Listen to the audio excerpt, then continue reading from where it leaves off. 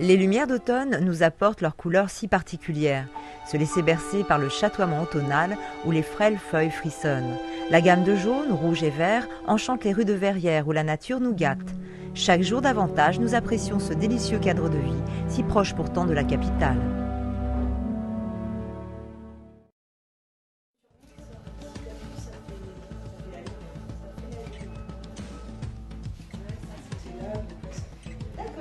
Durant les vacances de la Toussaint, les 12-17 ans ne se sont pas ennuyés à l'espace jeune, dans lequel ils ont récemment aménagé. Activités multisports, ateliers maquillage, fresques, ateliers micro-fusées, soirées Halloween, ils étaient une vingtaine chaque jour à partager de bons moments.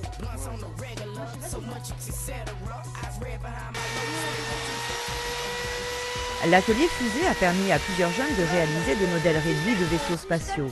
Une belle introduction à la semaine spatiale organisée par la ville de Verrières et le Centre national d'études spatiales.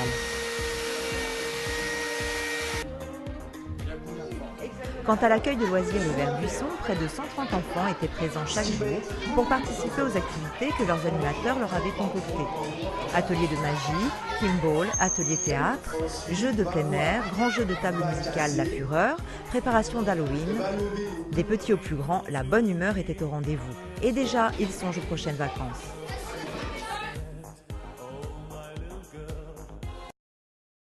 Rendez-vous sur le portail jeune de la ville de Verrières pour vous tenir au courant de l'actualité, des séjours, des manifestations, des animations, des activités et bien d'autres informations dédiées aux jeunes. La Villa Sainte-Christine a été témoin de milliers de mariages et de tous les événements de la vie officielle à Verrières pendant près d'un siècle. C'est pourquoi, depuis la livraison du nouvel hôtel de ville en mai 2007, la municipalité a souhaité regrouper dans son ancienne mairie des services et associations indispensables et appréciés de toute la population, tels que le foyer du bel âge, l'association des familles, l'office de tourisme, et d'y maintenir la salle des mariages très adaptée à ces cérémonies familiales. Pour offrir une nouvelle vie à cette superbe demeure, de nombreux travaux s'avèrent nécessaires, tant au niveau des fondations, de la réorganisation des locaux, de l'installation d'un ascenseur permettant l'accessibilité à tous les étages, que de l'isolation, de l'aménagement des abords du bâtiment. C'est ainsi que les Verriérois trouveront au rez-de-chaussée de la Villa Sainte-Christine l'office de tourisme, l'association des familles, l'amicale du personnel communal, les archives municipales, l'accès à l'ascenseur. Au premier niveau, un hall d'entrée, l'association Bâtir Saint, la salle des mariages rénovée et dotée d'un office et d'une salle à manger, des locaux d'association. Au deuxième niveau, le club du bel âge qui occupera presque tout l'étage avec son office, sa salle à manger, ses coins TV ou jeux, ses salles de réunion ou bureaux. Au troisième niveau demeure installé le logement du gardien.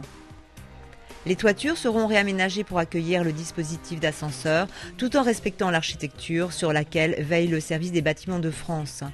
Ces travaux s'inscrivent dans le cadre du développement durable.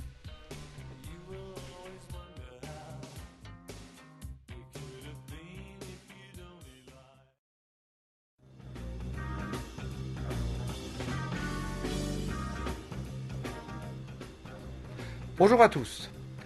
Cela fait 1 mois et demi que vous n'êtes pas venu à l'Orangerie, et cela doit vous manquer. Voici une belle occasion de retrouver ce lieu dédié aux artistes. Et cette fois-ci, des artistes bien particuliers, des architectes. Philippe Meurice est allé les chercher aux 4 coins de la France. Il est même allé jusqu'en Suisse.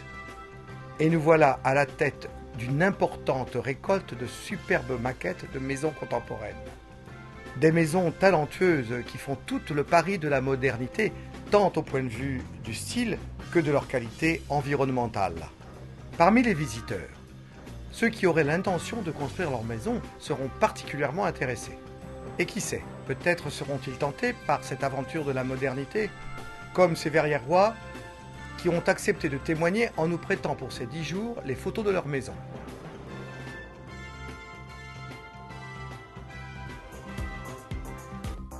Une exposition originale, Maison et modernité, vous attend à l'Orangerie du 13 au 22 novembre sur le thème de l'architecture contemporaine. Le comité de l'Orangerie, sur une idée de Philippe Meurice, a fait appel à des architectes de renom sélectionnés en partenariat avec la revue Architecture à vivre. Beaucoup d'entre eux ont répondu avec enthousiasme et c'est près de 50 maquettes de maisons contemporaines qui seront présentées. Belles, très créatives et très modernes, elles répondent aux critères nouveaux et indispensables que nous impose la préservation de la planète. Une exposition qui fait le pari de la qualité architecturale, de la modernité et de l'écologie. Une manière comme une autre de préparer le patrimoine artistique de demain.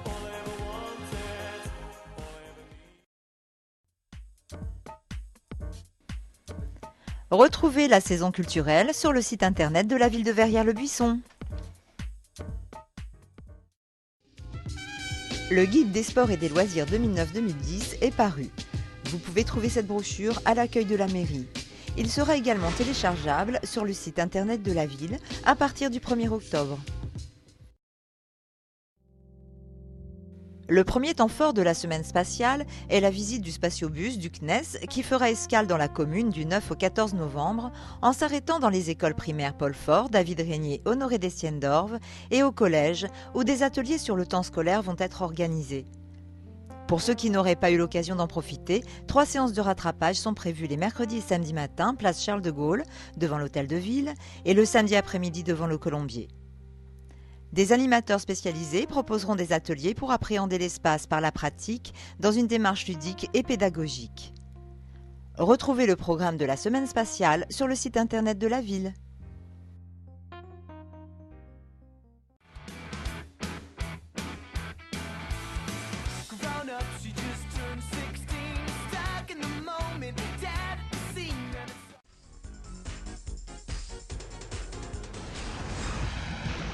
Le mardi 10 novembre, les Mardis de Verrières proposent une conférence de Philippe Collot, responsable grand public au Centre national d'études spatiales, où il sera question des nouveaux enjeux de l'espace.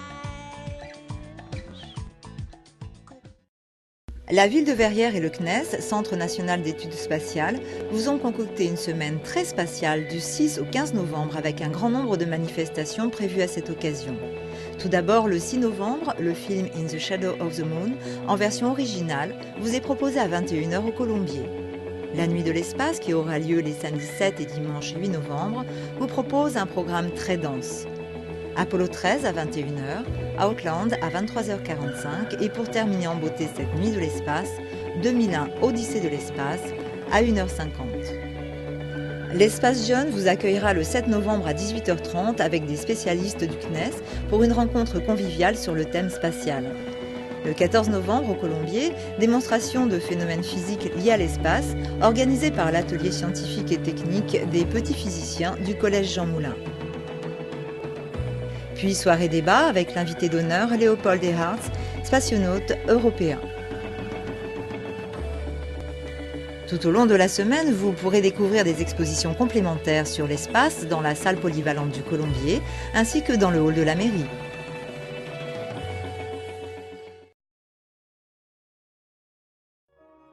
Dans le cadre de la manifestation Louise de Villemorin-André Malraux proposée par la ville de Verrières, en complément de l'exposition présentée par les Amitiés internationales André Malraux, l'historique de Verrières rend hommage à Louise de Villemorin en célébrant le 40e anniversaire de sa disparition.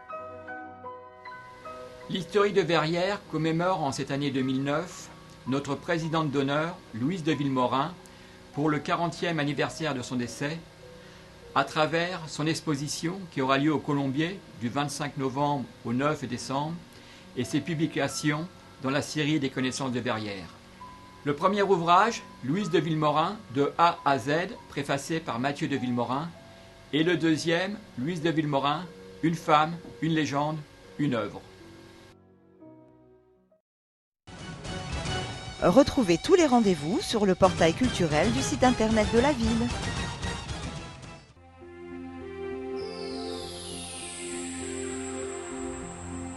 Retrouvez les portails jeunes, culture, associations, famille et économique sur le site internet de la ville.